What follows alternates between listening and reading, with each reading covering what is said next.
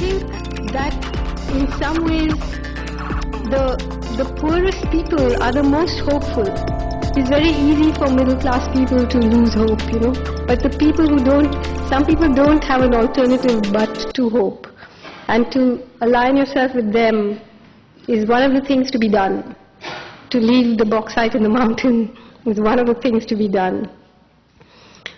About the nuclear non-proliferation treaty, well, I mean, it's a lot of bureaucracy, you know. But last time I was in America, I was invited to be on a Charlie Rose show. And as soon as he came in, I knew that there was a lot of hostility there. And he said, do you believe that India should have nuclear weapons?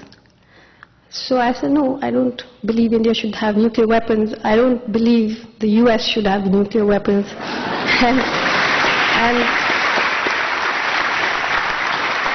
And I don't believe that Israel should have nuclear weapons. So he said, that was not my question. My question was, do you believe that India should have nuclear weapons? So I said in the same tone of voice, I don't think India should have weapons, nor should the US, and nor should Israel.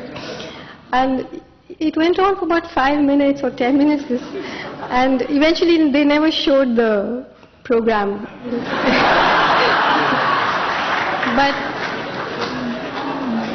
But you know, so the point is that I mean, I don't understand this.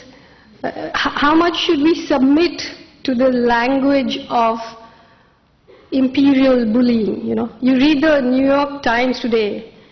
President Obama goes and wags his finger at Hamid Karzai and says, you know, we are very disappointed with you, or something. Who are you? You know, I mean, it's a kind of realpolitik which I think some of us should stay out of, you know, and keep the bar at what we think of as a moral position, which is that all nuclear weapons are a curse, you know, and of course will lead us to the edge of the precipice unless we get rid of them. But the bargaining has a lot to do with, you know, what country has what kind of power. Now in India, the government is buying sort of discarded nuclear reactors from here and other places and allowing them to sign indemnities so that if there's a Chernobyl, there'll be a limited liability, you know. So. I think we'll do 2 more questions so that we can conclude this part, and after the questions, Arundhati will have a last little portion of reading. So I thank those of you who are in the line. We'll do this gentleman and then you, and then if you have those of you who are in line with questions afterwards, in the line for books, I can chat with her a little bit. But thank you. Hello. I thought that after the last couple of questions, I'd do you the kindness of asking you something much less global. Bhopal was a very major event in my life because it started me thinking about how by just living what's a pretty ordinary life on this continent day to day made me complicit in events like that. And I was wondering if you could just give us a little information about whether or not the Indian government and the American government, I know Union Carbide hasn't, have done anything at all to mitigate the damages of that event. No, they have not. They have not, and the people of Bhopal they're still struggling. They're still on hunger strike. They're still asking for for compensation.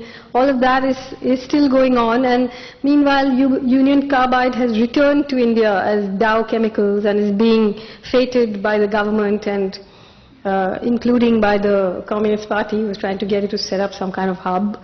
So, yeah, to answer your question, nothing at all has been done. And that's why, in fact, the nuclear liability bill is their lessons from Bhopal, how to limit their liability in case there's an accident. Thank you. This will be the last question. Yeah. Well, the more I listen to what's happening to citizens and their governments, the more that I really recognize that the people everywhere are in the same boat as being victims to the elite in their government and the elite around the world.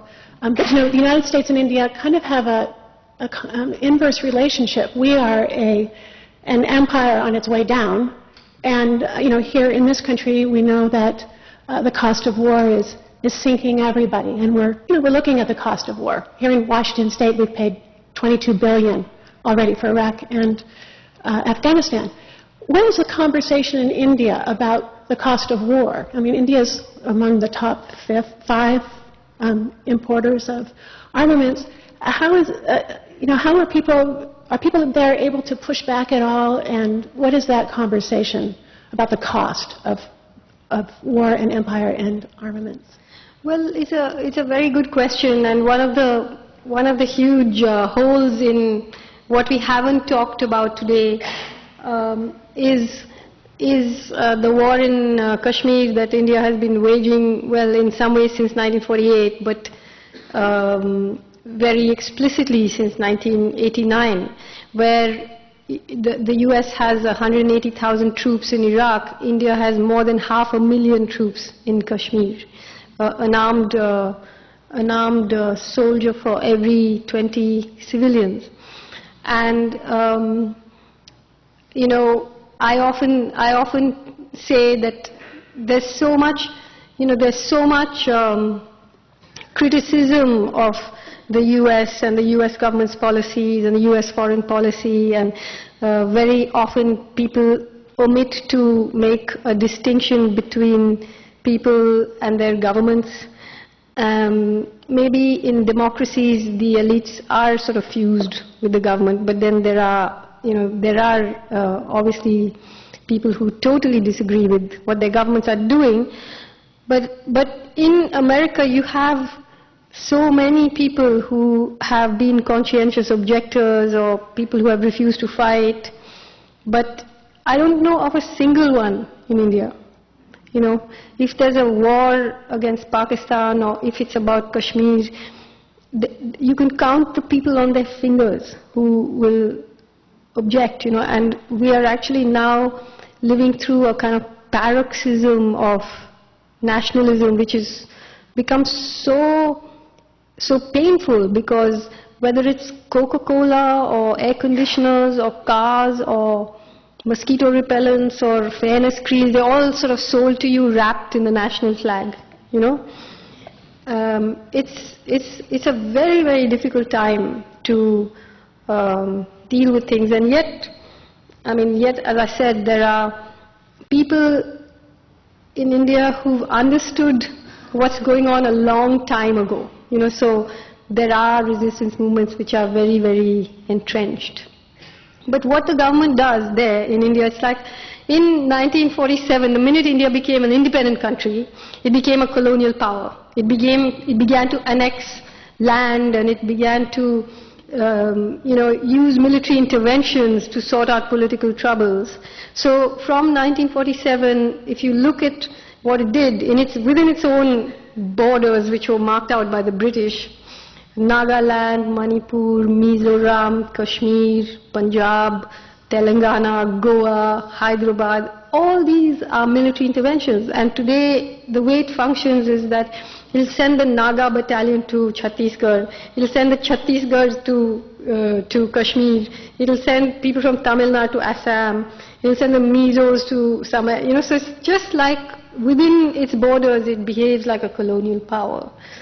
And a lot of the weaponry that it's buying, I suspect, is going to be used against us within, to push through these policies, these economic policies. It needs to become a militarized police state.